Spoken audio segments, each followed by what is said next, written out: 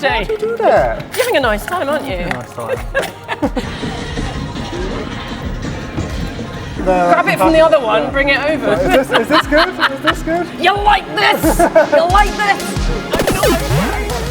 I think I've suffered severe head trauma. It's fine, I feel good. I feel great. Well, Sam, thank you for coming and hanging out with us today. Thanks for having me. That was fun. I was still pepped up on adrenaline. Did you used to go to arcades a lot growing up? Have you got some memes? So funny thing is, the arcade was taboo in my life. I wasn't supposed to be in them. So I love the Trocadero in London, and I grew up poor, so I'd have a couple of quid in my pocket. That'd be it. So it was great to actually see some story in these games that I have never seen. But when you've got an infinite cup of coins. I know. It's like being a billionaire. Look at us and the storyline and the different levels. It's really good. Really enjoyed that. It's like, when is that game going to end? Never. Never, Yeah. never. The RSI is going to kick in before that game ends. You will end before the game ends. Yeah. You were quite a big Mortal Kombat head growing up, right? Oh yes, So- yes, I've mentioned it a few times. It's Scorpion. Yeah. Because I could spam that with my young child's reflexes and make boys cry. So happy days. Yeah. Good times. Good times. Yeah. I wanted to, I was doing some research, checking what you've been up to, and the most recent thing on your Instagram is you strangling Jason Isaacs. What's It's not that the most about? recent thing, it's the most popular thing. Oh, you've tagged it. Oh, yeah. I pinned it to the top. So Jason Isaacs played Gortash in Baldur's Gate 3, who's Karlach's nemesis, without wanting to go into spoilers. She's not a fan. So I did finally meet him a few months ago, and I decided to do a sort of before and after. Like when they first meet and he hires her versus when she sees him again after 10 years. Yeah, trying to be spoiler free even 2 years after the game came out. Respect. Thank you. Speaking of meeting people that are in the game, when did you meet the other kind of main cast for the first time? So I assume you didn't record it at the same time and stuff. Right? Yeah, but we were recording in the same facilities. Yeah. They had, I think, 1, 2, 3 or 4 mocap rooms. So on a break, you would bump into people. Yeah. So about half the time I'd know them, and I hadn't seen them since the pandemic. Yeah. And you're in the most unflattering clothes you could ever possibly wear. And you go, oh, hey, I haven't seen it. Hug. Try not to get the markers stuck on each other. Very awkward. And then, just in passing, you'd be like, oh, who are you playing? And they would say, and you go, oh, you're one of the main characters too. I've been talking about you all day. And so there was that, hello. But that was really funny with Karlach, because they would always come out and go, no, everyone likes her. I'm like, oh, okay, I didn't, because you don't get that feedback, those feedback lines a lot of the time. You just don't know how you're coming across. So that was really fun. I've asked people before, when the script comes to you, what does it look like? And it looks like a spreadsheet kind An of thing. Excel spreadsheet, Yeah. that's right. And those where you have to go through each row and see what the different lines are. Yeah, I've likened it to reading a choose your own adventure book back to back. just disregard the turn to page 47. Just read it, and eventually you will put a story in your head as to how that fits together. But because we had these amazing, directors, engineers, writers, all of that big team of people who actually know what they're doing and have done it with the other actors before, whatever, you had a lot of guidance on that sort of thing. So that was good. But yeah, sometimes when you go, oh, that's what that was about. There was a lot of that going on in my head, at least. You're driving. I'm going to double gun, unless I'm terrible. Well, I'm double gunning, so it's going to be bonkers anyway. Yeah. Okay. So I'm lucky and you're wild, going by the... I'm lucky and wild. Yeah. So. Oh, don't know that to be one. Okay. All right, I've only got the gun for one of them. What's happened? I'm just going to shoot everything. It's just like being in the FBI. Oh, here we go. Yes! Have I? It's very pleasant for me. Isn't it nice? Yeah. It's nice to just go out sometimes, just take the local colour in. Yeah. It's a little bit tasty, but it wouldn't be a major city without, a bit of crime here and there. I think just ran over a lot of street vendors. We're FBI, it's fine. Hey! Narcotics robbery was what that was. Narcotics. Yeah. There are narcotics now. Back at the strip club. Let's go. It's legal. I go to the strip club every night, but I feel it's like an Itu Mama Tambien situation where like maybe just take the middleman out.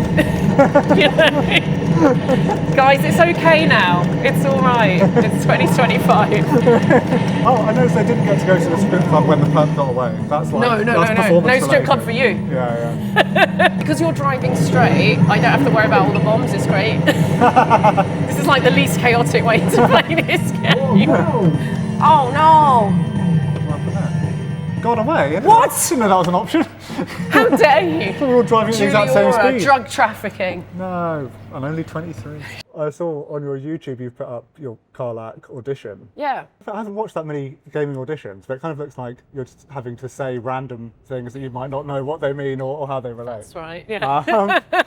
So like, that must be a weird thing you have to do. How do you kind of prepare for stuff like that? Yeah, so that was actually the recall audition, and so we shot that on the site, and I wasn't in the full mocap. You can see that. They just want to see how I moved and all the rest, and see if it was right. It takes a long time to suit up. Yeah. I guess if you've got a few people auditioning, you probably tell quite quickly what you want, what you don't want.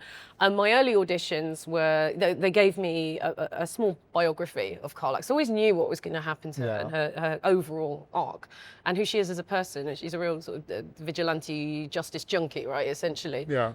So that you get the sense of the character. She's quite a simple character in some ways. It's more like what happens to how she reacts is more complex, which we have an entire game to explore, hundreds of hours to explore, so that's all good. Yeah, and I went in and I did this scene that was in the early access. Another actor played her in early access, but it was a script from that. And it was, we meet her for the first time and she's feeling pretty hostile. And we played around with that. And in the game, she's a lot more friendly than she was back then. And they obviously saw some sort of potential because I got the call within, I want to say a day, but definitely within 2 days. So either that or they were desperate. They could have been desperate. Yeah. Still counts. It still counts. Here I am. You can't get rid of me. Mm-hmm. Going out and like meeting the fans and stuff must be, I was going to say amazing, but it must be like, it is amazing. Well, like. It's amazing. I mean, there's nothing like it. And like, I come from theatre, right? I trained as a Shakespearean actor. Here I am today. And well, you know, you'll have a big room of people. They've enjoyed the show and they'll clap at the same time and they go home. Whereas this, you'll get people come up to you one by one and clap, as it were. You know, it's more intense in that way. But the intention is so good. It's pure good vibes. Certainly at my table, we won't tolerate any bad behaviour in character. But yeah, no, they're just really lovely people. And again, testament to the writers at Larian, because these stories of fantasy have affected them on a domestic level and in their hearts so much, and it's stayed with them. And you've got people who've just started to play it. They apologise as well. It's really weird. So I don't care. Or I didn't finish my play. Like, it's okay. It's okay, son. I absolve you. You know, there's a little bit of that at the table. And it's like, it's fine. Honestly, it's fine. And it's just, or you get like 3 generations of family who are playing it together. That must be awkward. I don't tend to pry. I don't tend to pry about the romance. Or people who've never played a game before are picking up Baldur's Gate 3, which is a real labour of love. You know, CRPG that has those sort of mechanics and you know, it doesn't have real-time fighting. It just doesn't have that feedback that you'd associate with a first game. I think that, again, testament to the craft that's gone into it on this huge team that made this game. It's just incredible the reach it has. And then, of course, you've got people who love games and picked it up and loved it. But for a lot of people, it's their first game ever. And then I always say, like, every game is easier than this. It's going to be a lot easier for you. Think about it. Yeah. You mentioned Mass Effect. I know that was the second one in particular was a big one for you. What about it? Could you kind of calcify what about it that?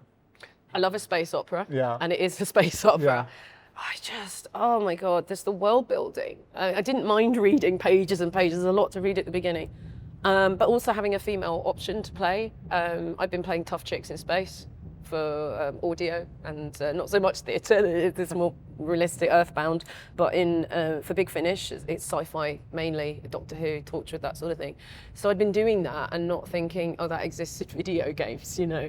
And Jennifer Hale's performance, and it's so smart because, again, because of bandwidth, she's having to give a particularly neutral kind of performance, even though you can play her, I guess you can play a renegade or you can play her paragon, but some lines are just neutral and it works for both. And just thought that was genius performance, or it would be a collaborative thing, but it's just really cool. And I thought, yeah, I'd like to do that. Should probably look at games as well. So that's what kicks me into games. And then what was like the first kind of thing that you got in game? Oh gosh, it was Age of Wonders 3. Don't know if you know it. It's Triumph Studios. It's real-time strategy.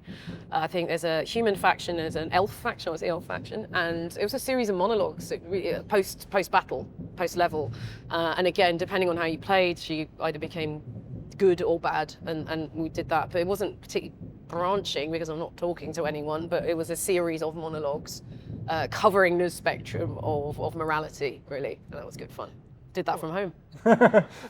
Bashed out a few monologues. Just knocked that one out. But it was, I remember going in and like getting the audition and giving it some of this, you know, you should be wise on the battlefield. And they went, that's exactly what we want. Well, how did you know? And it's like, well, because it's Lord of the Rings, isn't it? It's Galadriel. That's what it said. Oh, elf woman Galadriel. That's what you.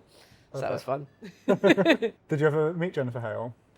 I have met her virtually. She interviewed me for Skills Hub once and we talked about mocap. Oh wow, what was that really like? Cool. It's just really cool. Yeah. It's like, oh hey, you're kind of the reason I got into games, so cheers. She was lovely, yeah. Jab, strong, fierce. Short, forward, roundhouse, short. Defensive crouch. Oh no. Oh man. It's like finding one You've thing done out. this before. Yeah, if once you find special moves, I'm in trouble.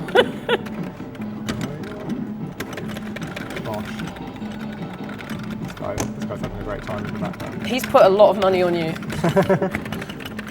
no.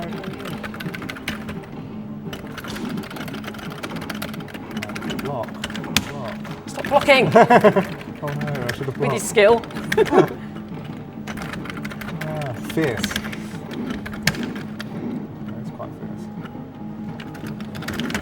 Oh! Brutal. 1 pixel. It's Mardi Gras season and you're blowing it for me.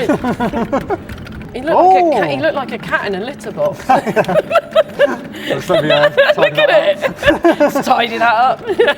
Make a bigger mess than was it. Do it in the box. In the box. Oh! That's nasty. How did you do that? How is he doing that? Oh, No! yeah. No! Well, I'll let you have that one. I wanted to talk about a couple of other projecty things. Sure. I wanted to talk about Fading Echo. I was like, looking on your social media, and then I, from you, went through into their social media, and I was like, wow, this is like very like transparent game development going on here, which is cool. So literally like, oh, come round to a computer and I'll show you how I'm making a game. And it's like, that's really cool. But how did you kind of get involved in that one? Yes, so there's no NDA. Tell me everything. There was no, I can tell you absolutely everything. I'll be spoilers, you might not enjoy that, but... a spoiler special for Fading Echo. It's a short game, I mean, come on. The story behind that was that I had a straight offer. I thought I was dreaming. I was in LA, of all places, and this offer comes in. Would you like to be the lead in this cool indie game? Here's the art. It has this sort of Jamie Hewlett look to it, desert punk, as they're calling it. And some of the critical role actors are going to be in it. Do you fancy it? And I'm like, yes. What am I even? Come on. And then they took me and my agent out to lunch, like it was a movie or something. It was so weird. I was waiting for someone to just pull the rug out from under me. That's not happening. It's too late. I've recorded it now. You are on a planet with little resources, and then you find out there are multiverses that you can step into. It's the same planet, but different versions of it, and you appear differently as well. You can also turn into a small blob of water, and it's the cutest thing ever. And you react to the elements in the game. So you touch lava, you turn into steam. You touch like there's a poison substance they call waste. You can jump really high. It's really fun. So as you're bouncing and landing on different substances, you change, and it's really fun. The monsters have quite simple strategy, but when you're overwhelmed with them, and they're all like coming at you, and you're turning into steam, and you're jumping around, it's just chaos, and it's really fun. It's really fun. Jasmine Buller's writing it, and she's a TTRPG legend, and also playing my mother. But it's all right. We're gods. It's not offensive. She's probably younger than me, so it's fine. We're gods. It's fine. Tell me about your character in it, the main. Yeah, so one is the main character. She is baby. She doesn't know anything. She only knows her mother. I'd say she's incredibly mature and loving and forgiving, considering what's coming her way. That's a spoiler thing, not an NDA thing. I don't want to ruin it for everyone. But as she's going to meet more and more people in her mother's life and her family as the game goes on, and starts speaking truth to power, which I quite like. But yeah, anyway, Vellum, played by Laura Bailey, who's in the demo, is the creator of this planet, and one talks to her like she's a mate. Because again, she doesn't really know what a god is or anything. There's no sort of bowing down, or she just goes, well, why did you do that? Why didn't you save them? What's going on? It's just great. She doesn't care. And it's based on an old, I say old, they wrote a TTRPG of this years ago. I want to say 8 years ago, I think, and they said this first game is 5% of that world. Wow. And we will learn more about Echo. If this is a hit, please play it. We want to do more. I'm appealing to you. I should talk to you. That was rude, but yeah, we hope if there is more, we're going to see more of Echo. We're going to see more of these characters, these worlds, and see what the heck happened to get here. I love seeing their social media behind the scenes. I love seeing the people who make games. I want to see their faces. I want to know what they do. Tell me about a day at work, if you can show me, because we grew up, watching behind the scenes on films. It was everything that Spielberg was involved in the 80s. That there would always be some sort of behind the scenes, and they'd show you how it got made into a ride at Disneyland or whatever. Yeah. And like it taught people about. I know someone who ended up in prop making because they were behind the scenes on the Alien films, and they saw that being, and they wanted to get into it. And I think that's really important in games, because there are just so many roles that people don't know about, and people within games don't know about the roles that their neighbour does. So I think we should talk to each other a bit more, and I hope Fading Echo gives at least more indies the green card to just go, yeah, let's show the world what we're doing. Definitely, and that kind of brings me on to the next thing I want to talk about, which was It Takes a Village. Yeah. Second series finally happening, 18 months after we stopped the first one. Yeah. What made you want to do it, basically? Well, what's nice is I've sort of already explained in a way, because it's a really long story. So, so it's years coming. It's kind of because of that. I want to know who I'm working with. It's a collaborative medium. I love. I come from theatre. I love working together with other people. It's just joyous because it's surprising.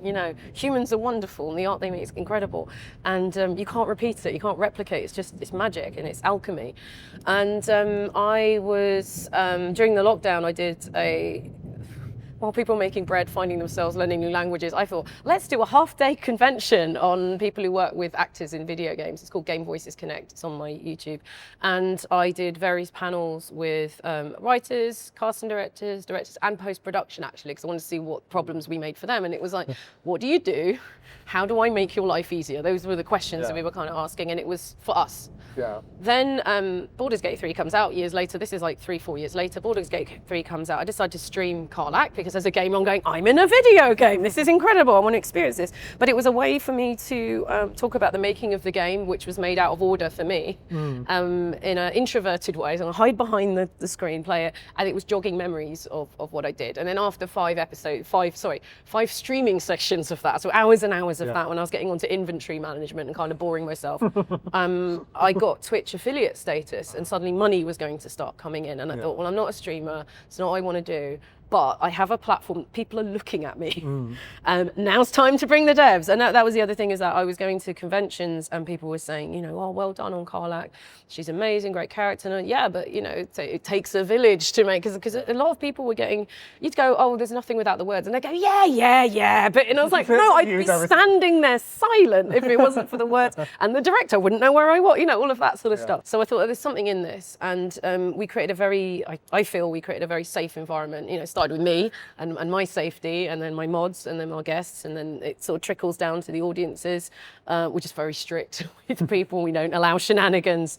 And it was quite stressful because it was live and things would always go wrong. So for the second series, we have a little studio and it's recorded in advance, although we did ask the audience for questions. So we do have that because they're amazing. They'll either look someone up or they'll know some deep cut that I don't know. And they'll ask something very left field that I won't think of. Must be interesting to see what a massive years-long production looks like, and then what a smaller indie thing looks like. And do you have to take a different approach on different things, or is it? No, it's what am I saying? Why? Who am I talking to? All the usual stuff. I mean, what's always nice about playing a lead character is there's very little, I don't want to say subtext, but very little that you have to do in the background. It's all on the surface, whereas actually the smaller characters can be very hard because they say a couple of words, but they've got a whole life that they're not talking about. At Baldur's Gate, we got to tell the world everything we'd ever done in every permutation. So that was a really fun thing to do. And in other games, you just have to make a choice and go, that's that character. Would you like to play some more games?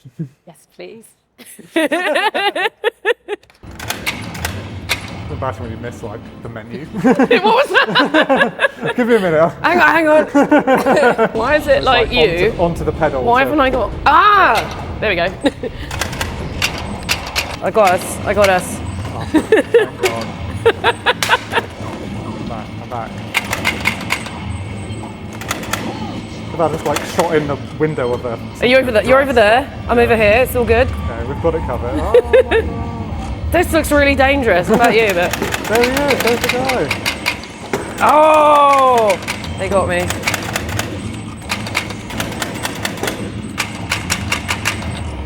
Whoa. How dare you? Oh, shoot the missiles out of the air. Is that the idea? I've never got this far before. No. Endless money. What? Oh. Come on, you got this, Rob. Come on, Rob. We're all counting on you, Rob. Come on, Rob, you can do this, man. You can. You and your little pink gun, we're going to do this together. No. Turns out I couldn't. I mean, with more money, we totally could. And that's the lesson, like, with more money, you can do anything. Remember that. Yeah. Remember that, kids. It would solve a lot of problems. Very good. I enjoyed that. Okay. Radio Times does gaming? I was shocked, I tell you. I was mortified and then shocked. And then I thought, well, why not? I mean, obviously they do everything else. But Radio Times? Really?